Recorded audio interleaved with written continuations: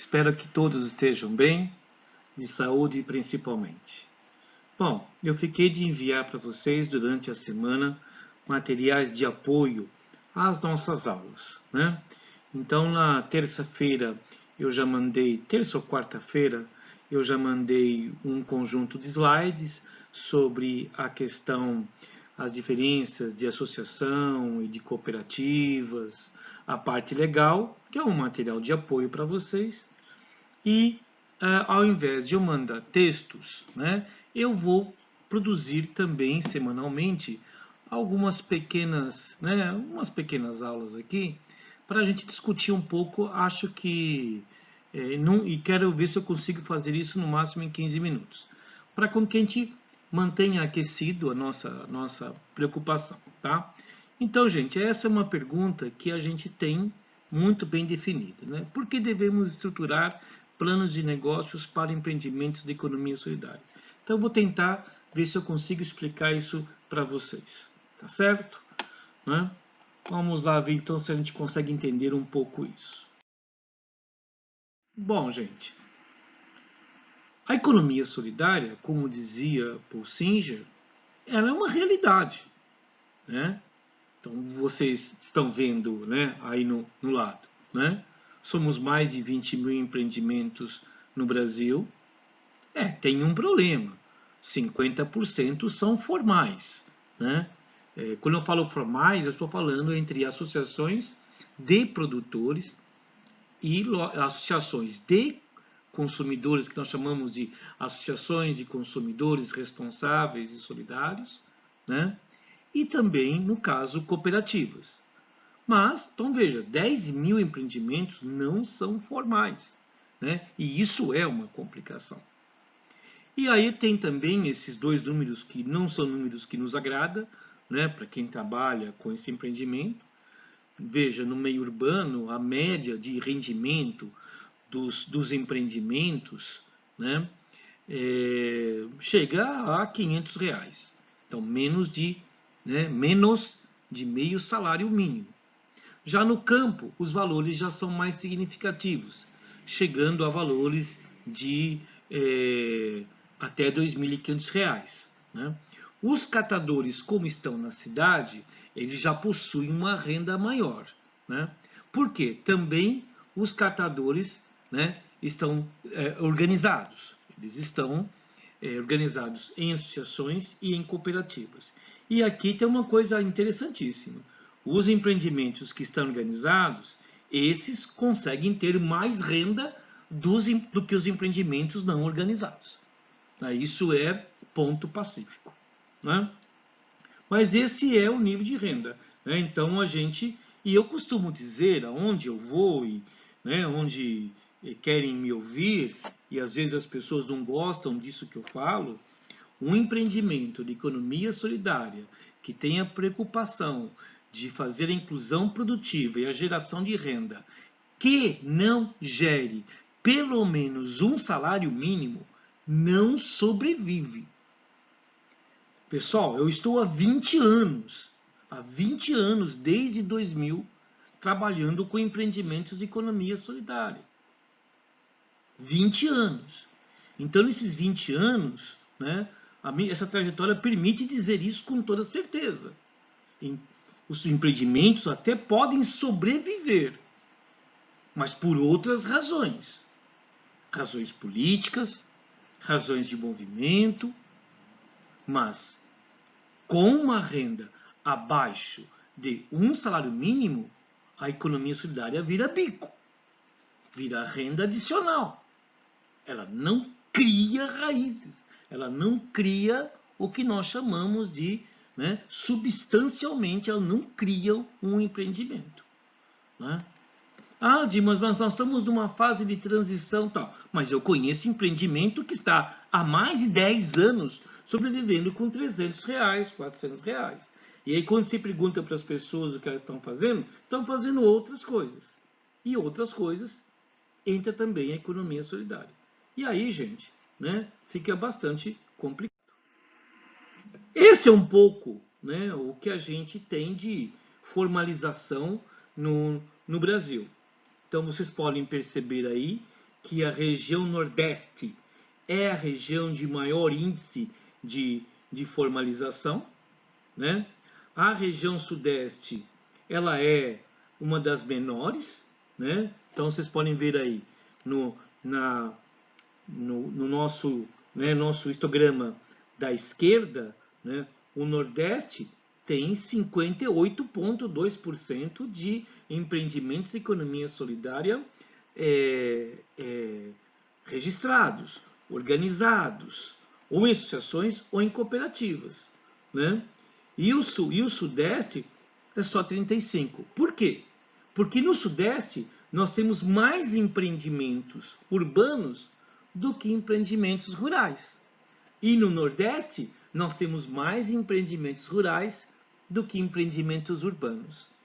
Então, né, isso é interessante a gente perceber e a gente estudar. Mas isso é uma constatação. E aqui, gente, nós temos um número. Hoje, a gente, com esses 20 mil empreendimentos, nós chegamos, né, a quase 1,5 milhão de pessoas envolvidas, né?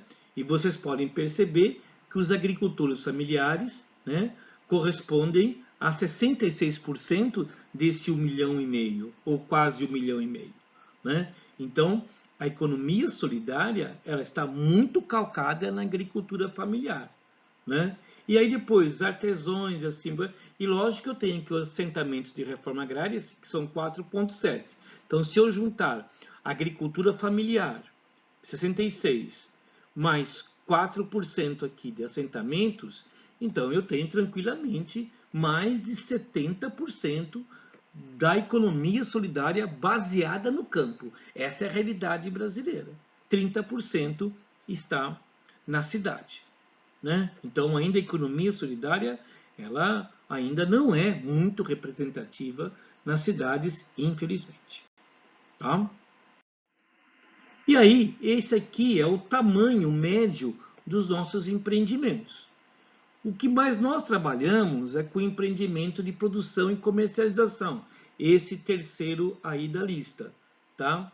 E esse produção e comercialização, né, nós temos aí, vocês podem verificar, que vai de 20 até 59 pessoas. Então, são empreendimentos de porte médio, né, que eu acho a gestão muito melhor, a gestão é muito mais fácil, né?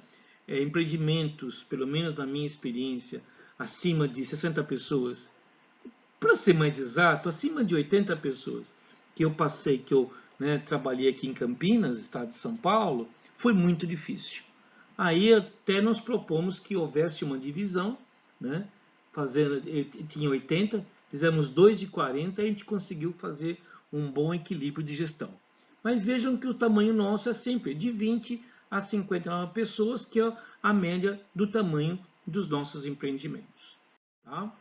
Bom, gente, e aí vocês estão vendo um pouco, né, uma realidade que eu chamaria de mais organizada, né? Então, vocês têm aí a cooperativa Girassol, que é uma cooperativa que fica em Porto Alegre, né, uma cooperativa de alimentos orgânicos, aí trabalhada pela Rede de Economia Solidária Feminista, né? E, no caso, apoiados pela Guaí, né? Nós temos também aí esse armazém que vocês estão vendo em verde, na cidade de Serrinha, ali ao lado de Feira de Santana, na Bahia, né? Essa imagem dessa loja vidrada do armazém é um shopping, né? Então também existe uma unidade num shopping, e bem aqui embaixo desse nosso slide, né, que vocês estão vendo essa loja escrito Sesol, né?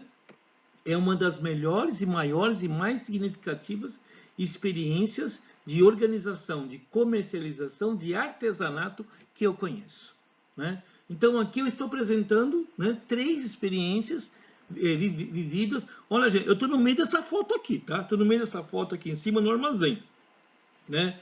Não dá para parecer que tem um monte de gente. Nós fomos lá fazer um projeto de formação, capacitação lá das meninas e dos meninos lá do armazém. Pessoal muito bom, né?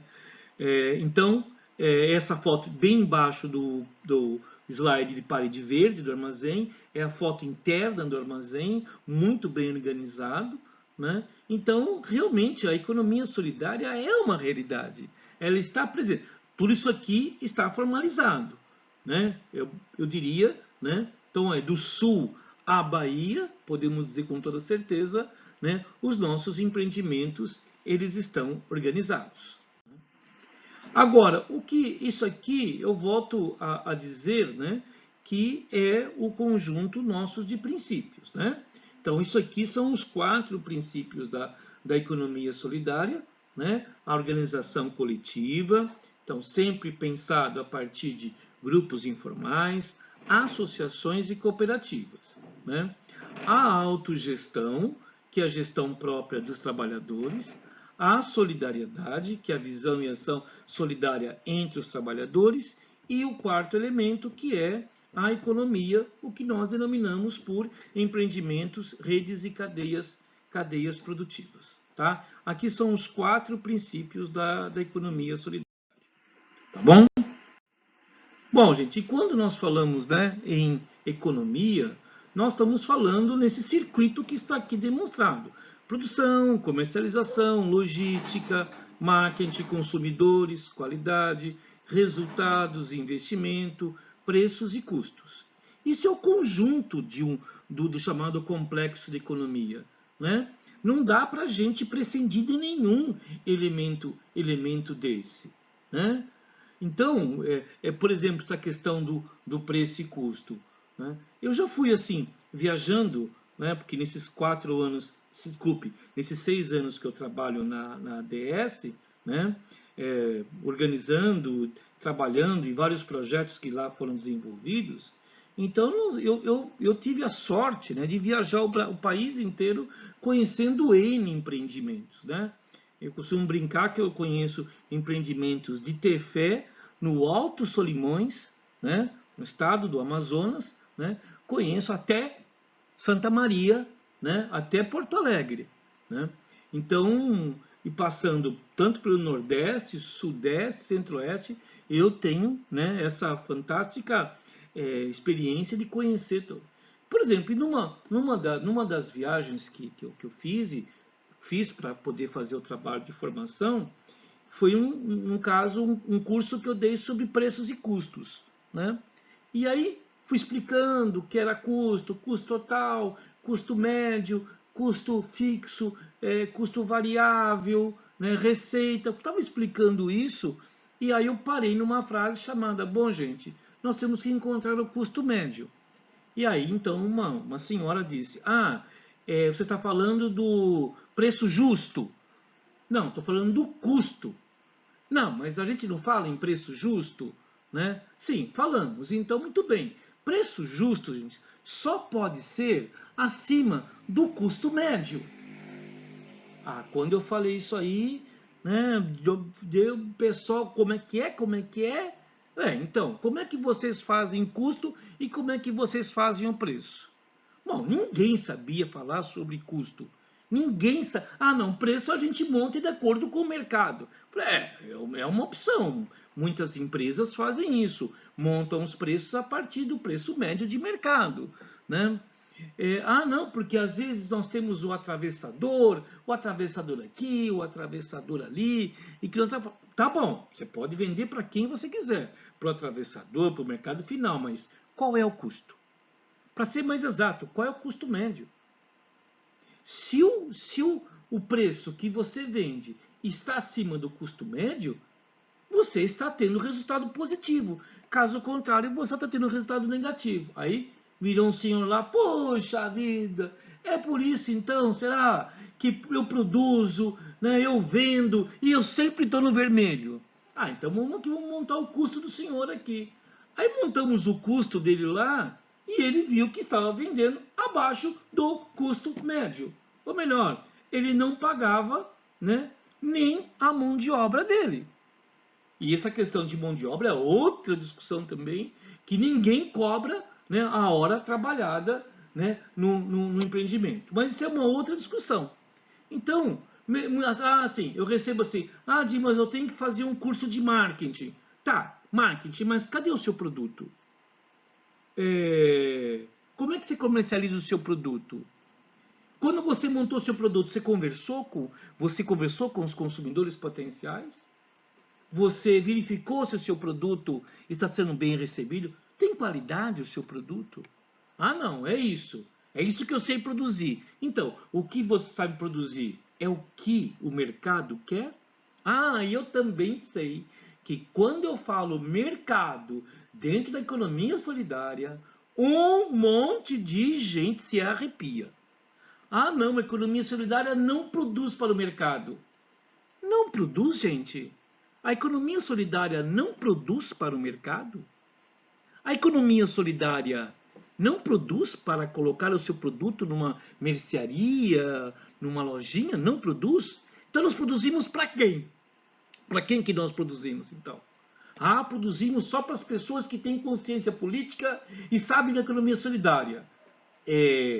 Tá, mas isso me dá sustento? Talvez esse seja um dos motivos de por que a gente não está conseguindo sair dos R$ 500. É uma dúvida. Então, economia solidária não produz para o mercado? Isso é diferente de produzir para atender o mercado. Mas o mercado é um conjunto de pessoas que desejam, que demandam produtos. Então, o meu arroz integral que eu produzo lá no MST não é para o mercado. O suco de uva integral que eu produzo não é para o mercado. Então, para quem que é? Essa é uma discussão importante que nós temos que fazer. Porque senão, realmente, eu vou criar uma economia solidária para vender coisas com preços errados, com custos desqualificados, e eu não vou ter nenhum resultado. Por isso, gente, que eu preciso de um plano de negócio. É por isso que eu preciso de um plano de negócio. Eu sei, experiência própria, né? Nós montamos os empreendimentos e nós vamos montando nosso ativismo, as nossas necessidades, nós vamos tocando. É isso que é o problema. Nós vamos tocando, nós vamos empurrando com a barriga. E de repente, né? Assim, gente, fechamos uma venda enorme aqui, aí o pessoal fala, mas eu não tenho produção suficiente. Então, quanto você produz? Não, eu produzo para mim e o que sobra eu vendo um pouquinho no mercado. Isso não gera resultado. Não gera resultado. Então, eu vou produzir para ter um excedente. E esse excedente é que eu vendo? Então, primeiro a minha subsistência, tudo bem, certinho. E o que sobra, eu vendo no mercado? Bom, então realmente não dá para você atender o PAA, não dá para atender o PENAI, não dá para atender as compras institucionais e não dá para atender o seu mercadinho lá da sua vila, da sua região, que deseja o seu produto. Né? Foi uma vez que nós tivemos aqui na região de São Paulo, havia uma necessidade por mandioca, ou macaxeira, ou aipim, né? Vocês sabem que o nome muda, né? Orgânico. E aí nós encontramos um conjunto de agricultores, eram cerca de 20 agricultores que produziam a mandioca, aipim, macaxeira orgânica, né? E aí precisavam de uma máquina para fazer a embalagem, porque tem que ser descascada, não pode vender com casca, né? Que eles chamam de mandioca a vácuo ou macaxeira a vácuo. No Nordeste se faz muito isso, né? Ela já vai limpinha, né? Não pode vender com terra. O consumidor não quer isso, né? Até mesmo o consumidor consciente já prefere ela já para chegar em casa e fazê-la mais facilmente, né? Aí fizemos uma compra para colocar no Instituto Chão, né, lá de São Paulo, né? Deu tudo certo, foi ótimo. Aí teve mais, teve mais procura. Ah, não, mas a gente não consegue atender isso. Então vamos pensar na forma de produzir. Vamos ter mais produtividade, sem incorrer em problemas da nossa agricultura orgânica, né? Tem terra para isso? Tem terra para isso. Quanto eu preciso produzir? Ah, não, só quero produzir isso. Bom, você só quer produzir isso, você tem total liberdade. Mas saiba que os resultados não serão como você imagina. Então a gente começa a produção, começa a produzir, começa a vender, começa a ter na sociedade um respeito pelos nossos produtos, e aí eu não consigo passar da segunda, terceira safra, porque eu não tenho produção suficiente. Então, não adianta eu entrar mesmo nesse mercado, que eu vou entrar e vou sair, vou entrar, vou sair. Isto é, eu nunca serei reconhecido como um segmento produtivo de forma alternativa. Nunca serei. Serei reconhecido como um segmento que produz e não produz, que produz, que não produz, que produz e que não produz. Ou eu crio todo o que nós chamamos de um ecossistema de produção, né, que dê conta, né, que a gente possa garantir, né, bons resultados e resultados econômicos, resultados financeiros, ou eu estou brincando de fazer economia solidária. Lembre-se, eu trabalho só com esse princípio que é economia. E economia é esse conjunto que vocês estão vendo. Tá claro o que eu estou falando, gente? Então eu preciso de um plano de negócio. O plano de negócio é a perspectiva, é o que pode acontecer, é o se vale a pena eu produzir. Então, se eu faço um plano de negócio, que no plano de negócio vocês vão ver que eu vou pedir projeção de produção, né? Vou pedir projeção de venda. Plano de negócio, ó, já vão pegando os inputs. Plano de negócio, nós vamos ter que definir projeção de vendas. Por quanto tempo? Pelo menos para os próximos 3 anos. Veja, eu estou, né? Como assim? Sim, eu tenho que pensar o empreendimento para os próximos 3 anos.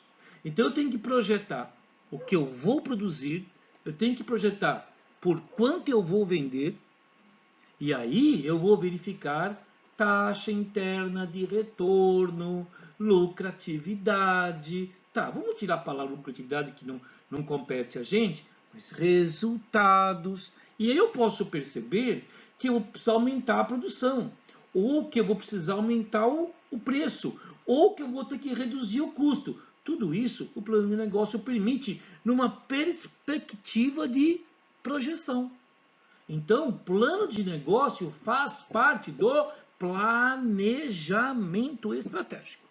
Plano de negócio faz parte do planejamento estratégico da economia solidária que busca resultado.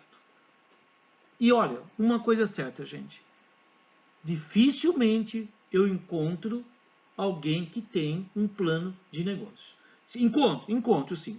Lá no Nordeste, lá no Recife, né, o pessoal da Socene, eles me ensinaram muito sobre cadeias produtivas, planos de rede. Aprendi muito lá com o André da Socene, né? Aprendi muito lá com eles, né? Eles fazem isso. Eu vi plano de cadeia de pescadores, plano de cadeia da farinha, né? Lá em Sergipe também, né? Aprendi muito com o pessoal da economia solidária. Lá eu aprendi a questão do coco, aprendi coco e seus derivados, aprendi a questão da cadeia da macaxeira, né? Do aproveitamento total de todos os elementos da macaxeira, da casca que vira adubo, montagem de uma cadeia. Temos exemplos maravilhosos, mas eu diria que hoje, desses 20 mil empreendimentos que nós temos, vamos pensar, dos 10 mil que estão legalizados, até hoje, eu devo conhecer, acho que uns 100 planos de negócio, né?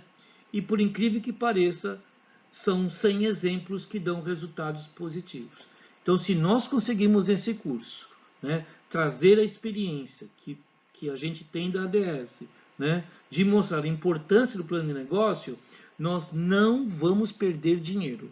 Nós não vamos frustrar as pessoas, né? E isso pode ser produzido coletivamente. E é isso que eu vou provar a vocês. Ah, não, coisa de plano de negócio é coisa de contador, é coisa de economista, é coisa de administrador, é coisa de engenheiro da produção. Não, não.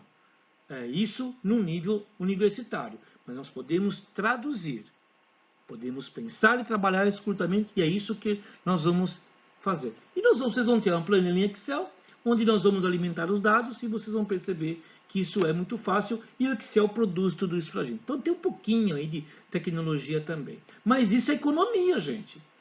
Isso é economia, produção, comercialização, logística, marketing, consumidores, qualidade, resultado, investimento, preço e custo. É tudo isso que nós temos que pensar. Se não for isso, nós estamos cometendo erro. Ah, não, mas eu já montei um empreendimento que não precisa nada disso. Ah, é verdade, também tem. Tem gente que tem aí o bumbum virado para a lua e que acerta no alvo e que não precisa nada disso. Mas esse é exceção da exceção da exceção. E eu não posso trabalhar com isso, né? E aí, gente, né, voltando a explicar um pouco esse nosso trabalho, ou essa nossa metodologia, né, que aqui está definida. Então, essa chamada é a estrutura macro do nosso modelo do plano de negócio.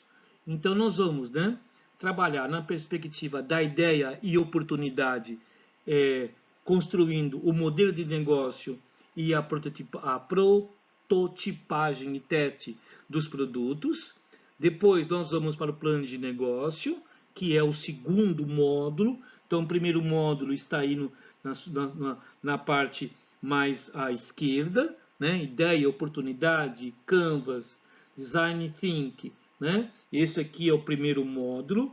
Depois nós vamos para o segundo módulo, que é o plano de negócio, onde nós vamos montar a viabilidade econômica, e nós terminamos no terceiro módulo com o projeto de negócios, né? A partir da perspectiva de um modelo também de estruturação de projetos. Então, nós vamos ter o modelo de negócio, o plano de negócio e o projeto de negócio. Modelo de negócio, plano de negócio, projeto de negócio. Modelo, a ideia. Plano, a realização. Isto é, em termos de perspectiva. E o projeto de negócio é a implantação. Como é que eu implanto esse negócio? Então, esse é o nosso modelo. Na segunda-feira próxima, nós vamos trabalhar ainda com essa questão da ideia e oportunidade, oportunidade, ideia. Tá? No terceiro encontro nosso, vamos trabalhar com Canvas, e no quarto e último aula desse módulo, trabalhar com Design Think, que é a chamada prototipagem e teste de produtos. Isso nós vamos até meados de setembro. Depois nós entramos, meados de setembro, plano de negócio, e terminamos aí por volta de outubro, nós estamos terminando o nosso projeto de negócio. Então, essa é a nossa trajetória. Ok, gente? Muito obrigado e até o nosso próximo encontro. Tchau, tchau!